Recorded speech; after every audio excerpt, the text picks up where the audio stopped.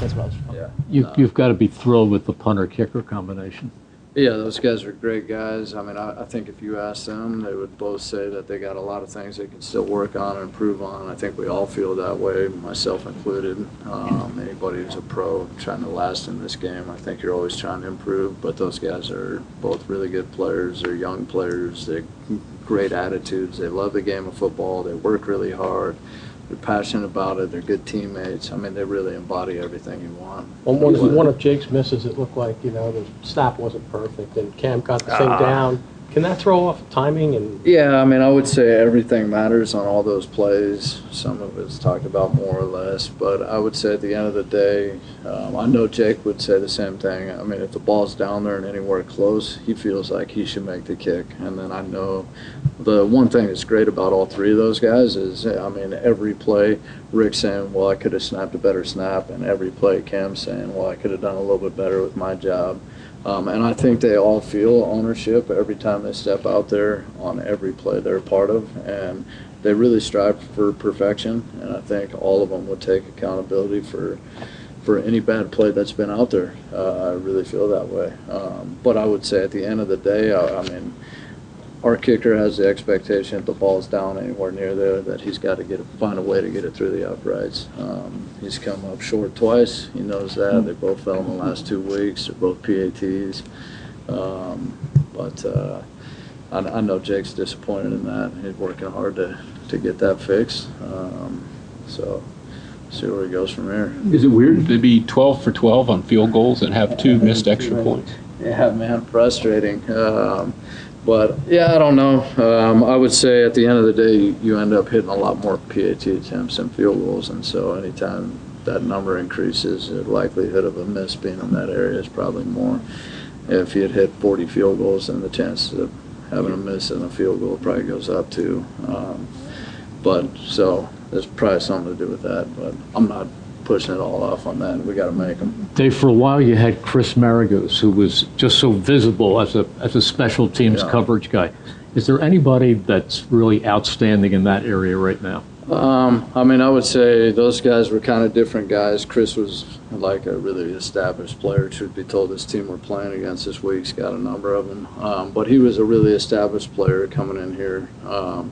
And I think people knew about him before he got here, and then obviously when he got here, he played at a really high level for us. I don't know that we have anyone exactly like that on our roster right now, but I would say that we do have a bunch of young players that I'm really excited about. I think like a guy who just came off the streets for us is Singleton. Has done a really nice job. Duke Riley, we got obviously from Atlanta, has inserted himself in here and is really coming along. TJ Edwards, another young player, I think is really developing. So I think the future is bright for a lot of these guys. I don't know that we have that established player who's, established himself as a great special teams player in this league for a long time, per se, on our roster. But I do like our group. We got a good young group. They're hungry. They continue to improve and get better every week. I thought they did a nice job in coverage in the last game against 2 really good players. I thought that was a big test for those guys. I thought some of those guys showed some real improvement in their game. We got a great test in front of us this week. New England's, they're loaded. They got a bunch of really good players that do a great job coaching it. So it'll be a good challenge for us. We haven't talked to you since Minnesota. I'm sure you had been working on that play for a long time and waiting for the right time. What's your I couldn't wait to answer it. Well, what's your diagnosis We're going to clock the why? ball. We're going to get up and clock the ball after it was completed. No, I would say this. I mean, you got the look you wanted, right? We had the look we wanted. We had a play we thought was a really good play in that situation right there. I think if he caught the ball, it was. I don't know that he would have been tackled if everything happened the way we thought it was going to happen. At the end of the day, the play didn't work out. It was unfortunate. I would say it's all on me. We had what we wanted. I think if we ran that, and it was the 3rd repetition that we were out there, that we ran that play. If we had run it on the first 2, I think if you were watching the film, I think you would say, well, that guy would have been pretty open. The guy who covered him was on the other half of the field. It didn't work out, but we took a chance. We rolled the dice. We came up short. So do you think that was just bad luck, or do you think they had some kind of inkling that might be coming? Well, there is a theory here that it was put out in the media. No, no, I don't know. I don't know what it was. I don't know if we called it bad timing. I don't know if it was unlucky. I don't know. They guessed right. They thought something was coming. We haven't run a fake in a long time. I know you guys all know that. So We've been waiting. Yeah, no. Shoot, I've been waiting too. I thought the result was going to be better. But yeah, I'm not sure exactly what happened. I can't answer it. It was unfortunate. I really, the one thing I would say is I hate the fact that the one thing that I do hate is I put the head coach up here and he's got to answer all the questions, and really, I mean, he had something to do with it, but not a whole lot. At the end of the day, it really came down to me, and it was really my responsibility.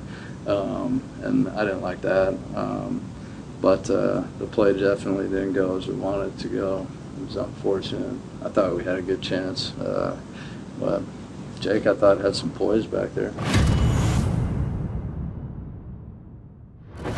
So to go from one side to the other side now, and having to know both the Z and the X, we saw it, when Atlanta, things happened fast. A couple guys went out, and he played the entire game, and he didn't have more than 1 or 2 mental errors, and we're talking about 50, 60 plays. So he's come a long ways. We're excited about him. Yeah, if you look at some of the other receivers, rookie receivers that have had more production than him, you don't think that's reflective of where he is developmentally? You think it's more circumstance? Is that right to read into what you said? It'd be hard for me to comment on the other rookie receivers. I'm not in their building. I don't know what their process is. I don't know what their plan is. I couldn't tell you what the other rookie receivers' numbers are.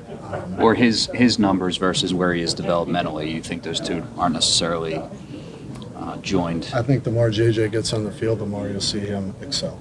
And getting back, I'm I'm going sorry. to ask a philosophical question about teaching. When you have different types of skill sets at the position, you have speed guys and you have bigger guys. I mean, do you coach them all the same, or is it like, do you just kind of cater how you coach them to their specific skill sets? I think it's an excellent question.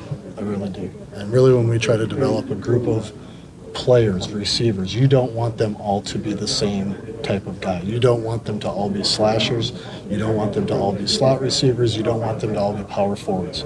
You want to have a good mix of them. So you're exactly right. You cannot coach them the same way.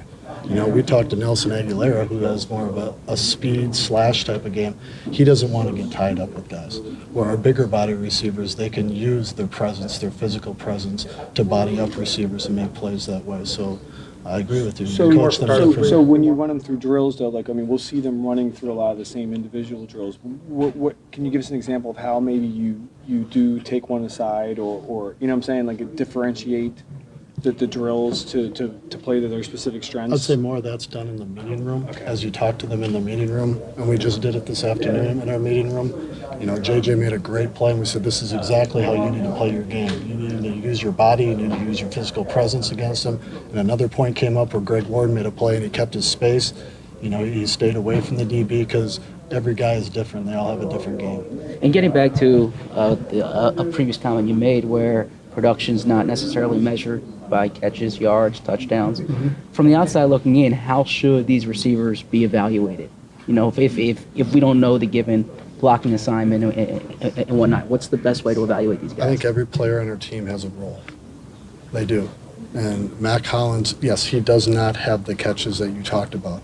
But at the end of the day, when Mack Hollins grades out for us, he's one of our top graders every week because he aligns right, he assigns right, and he plays with great effort. And we believe when the ball comes Mack's way, he's going to make the play for us.